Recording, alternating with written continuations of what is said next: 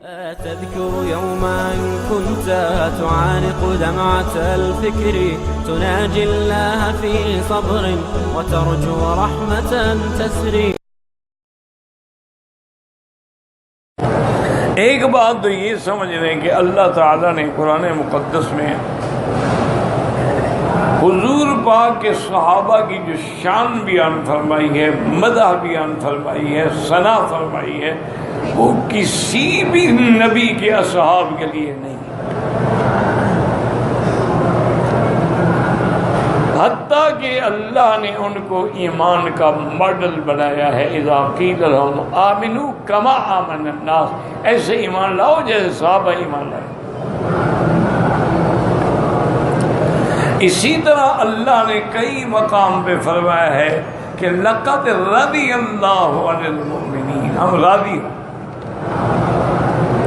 اذ یبایعونک تحت الشجرۃ فعلم ما فی قلوبہم، اللہ جانتے ہیں ان کے دلوں کے اندر کیا ہے. میرا مدنی وہ اندر باہر سے سچے پکے تیرے پروان. اسی طرح اللہ نے قرآن میں فرمایا ہے کہ والسابقون السابقون اولئک المقربون فی جنات النعیم. اسی طرح فرمایا والسابقون الاولون من المہاجرین والانصار. اسی طرح فرمایا والذین آمنوا من بعد وہاجروا. تو صحابہ کے ایمان میں شک کرنے والے کے اپنے ایمان میں شک، جن کی گواہی اللہ دے رہا ہو کہ اولئک هم المؤمنون حقا، میرا مدنی سچے پکے مومن،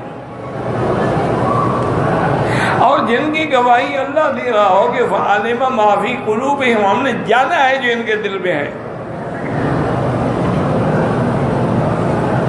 جن کے بارے میں اللہ تبارک و تعالی اپنے قرآن پاک میں یہ فرما رہے ہوں کہ رضی اللہ عنہم ورضوا عنہ، یہ اللہ ان پہ راضی ہو گیا، یہ اللہ سے راضی ہو گئے.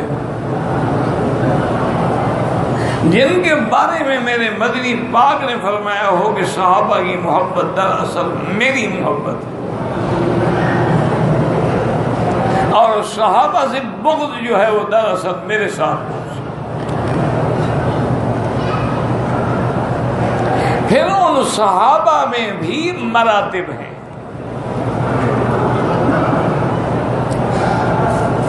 تو جنہوں نے سب سے پہلے سبقت کی، ایمان لائے حضور پہ، جانے سے ان کا مرتبہ بلند ہے. اس کے بعد انصار مدینہ ہے کہ جنہوں نے ہاتھ کھول کے سینے سے لگا لیا، اور ان کے بعد جو ہے وہ آخری درجہ یہ ہے کہ آدمی ان کی اتباع کرے، ان کی پیروی کرے، ان کے نقش قدم پہ چلے. تو اس لیے ایک مسئلہ یہ سمجھ. دوسرا مسئلہ یہ سمجھنے کہ ایک وہ ہے جنہوں نے ہجرت کی، ایک وہ ہے جنہوں نے ہجرت نہیں کی. جن نے ہجرت کی وہ افضل و اولا. اور تیسرا مسئلہ یہ ہے کہ مومن کا وارث ہوگا، کافر کا نہیں ہوگا. کافر کا وارث ہوگا. یعنی مثلا باپ نعوذ باللہ کافر ہے، بیٹا مسلمان ہے، اس کا وارث نہیں ہے. اس کی مرضی ہے کہ وہ اپنی جائیداد کو ادھر کرے. اس لیے ہمیشہ یہ باتیں دماغ میں رکھا کریں. یہ بڑے فتن کے دور سے ہم گزر رہے ہیں. فتن کے دور میں اور آزمائش کے دور میں کئی لوگ ہیں جو صحابہ کی شان میں گستاخی کر بیٹھے، لیکن یاد رکھو ان کا انجام پھر کفر پر ہی.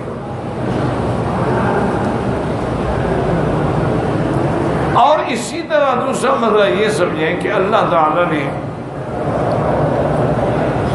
یہ بھی حکم دیا ہے کہ اپنا مال جو ہے نا وہ اپنی اولاد کے لیے، نفقے کے لیے چھوڑ جاؤ. ان کو بھوکھا نہ چھوڑ کے جاؤ کہ لوگ اسے مانگتے پھریں. اور یہ بھی ثابت ہو گیا کہ اللہ تبارک و تعالی نے ان کے حصے مقرر کر دیے ہیں. اب حصوں کے بعد کوئی وراثت کسی کی نہیں چلے گی الا جو قرآن میں ہے. وہ ذوی الفروض ہیں، اس کے بعد عصبات ہیں، اس کے بعد ذوی الارحام. اسی طرح ایک مومن نے اسے جہاد کیا، ایک مومن نے اسے جہاد نہیں کیا، یہ برابر نہیں ہو سکتا۔ لا يستوي القائدون من المؤمنین غیر الرد، ہاں کوئی مجبور تھا، بیمار تھا، جہاد کے قابل ہی نہیں تھا، اس کو تو اللہ سوتے ہوئے بھی ثواب دیتے رہے۔